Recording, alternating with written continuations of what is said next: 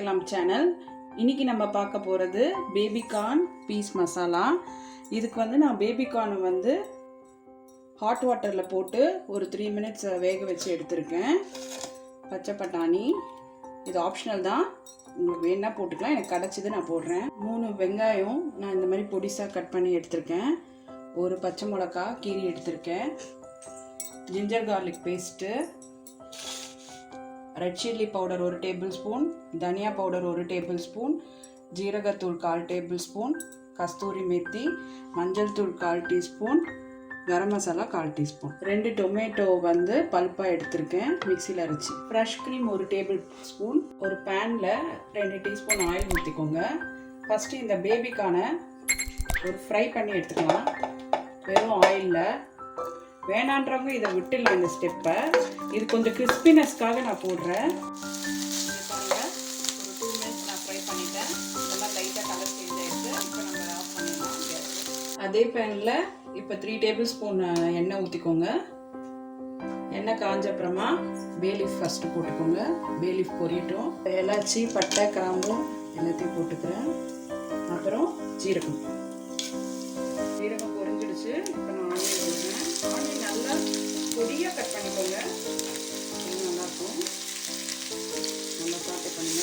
இந்த டிஷ்ஷுக்கு தேவையான சால்ட் போட்டுக்கலாம். சால்ட் போட்டுக்கிட்டேன். இப்போ க்ரீன் சில்லி போட்டுக்கலாம். போட்டு நல்லா வதக்குங்க. இப்போ ஜிஞ்சர் கார்லிக் பேஸ்ட் போட்டுருங்க. வெங்காயம் நல்லா கோல்டன் ப்ரௌன் ஆற வரைக்கும் நல்லா வதக்குங்க. வெங்காயம் வதங்கிடுச்சு. இப்போ நம்ம மசாலா தூள்லாம் சேர்த்துக்கலாம். மஞ்சள் தூள், மிளகாய் தூள்,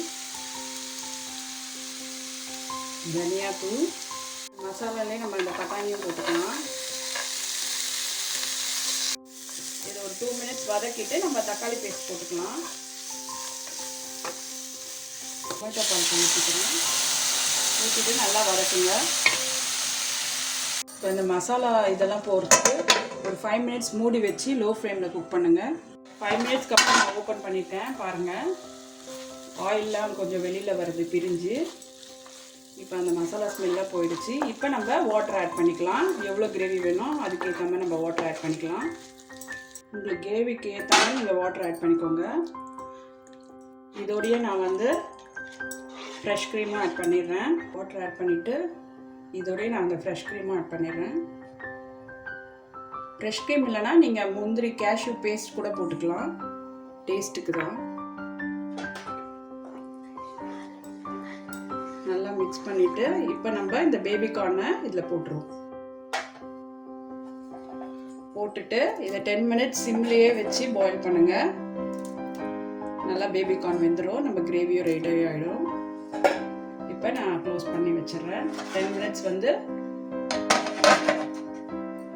லோ ஃப்ளேமில் குக் பண்ணுங்க. 10 minutesக்கு அப்புறம் பாருங்கள், நம்ம பேபிகார்ன் நல்லா வெந்து வந்துடுச்சு. இப்போ வந்து ஆயிலெலாம் வெளியில் வந்துடுச்சு.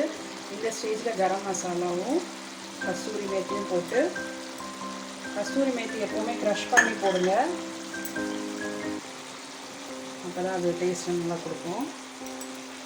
ஒரு 2 minutes இது கொதிச்சப்புறம் நம்மளுடைய கிரேவி ரெடி ஆகிடும். பாருங்கள், நம்ம பேபிகார்ன் பீஸ் கிரேவி ரெடி ஆகிடுச்சு. நான் கொத்தமல்லி தூவி கார்னிஷ் பண்ணிட்டேன். இப்போ சர்விங் பவுலுக்கு ட்ரான்ஸ்ஃபர் பண்ணுறேன். பாருங்கள், நம்ம பேபிகார்ன் மசாலாவை நான் இன்றைக்கி சப்பாத்தியோடு சர்வ் பண்ணியிருக்கேன். நல்ல சாஃப்ட் சப்பாத்தியோட இப்படி போட்டு எடுத்து சாப்பிட்டா எம்மியாக இருக்கும் கிரேவி. இந்த டிஷ் பிடிச்சா லைக் கொடுங்க. மறக்காமல் நம்ம சேனலை சப்ஸ்கிரைப் பண்ணுங்கள். தேங்க்ஸ் ஃபார் வாட்சிங்.